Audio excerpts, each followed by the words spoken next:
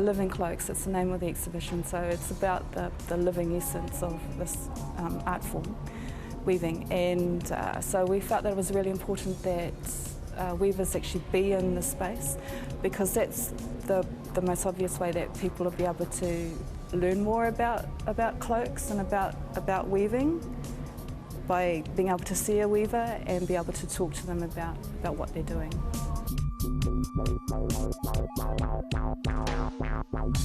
The aim really of the exhibition and the cloak book is to be able to show the world our amazing culture in terms of our living art forms, in this instance Māori cloak weaving.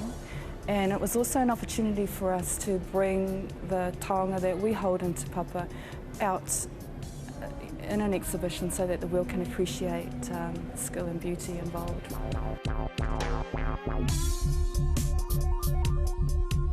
There's a whakatauki, he mahi tiki runga he pai roa ki raro, which basically means a chief is distinguished by the fact that he's wearing a dogskin cloak on top of a kaitaka. So those are obvious signs of a person's status, is what they wear.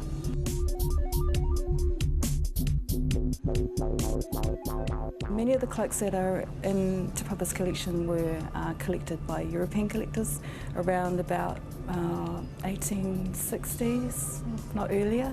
So we've got one of the largest collections in the world, 350 odd cloaks. So yeah, many of them have histories associated with famous people, Pākehā and Māori.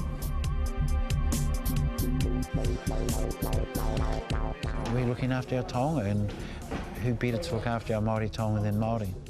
And those are the things I think it's important if you're going to go in, for young people to go in with a vision, and certainly come and talk to people who are in this industry and see what's available, because it's not as small as you think it is.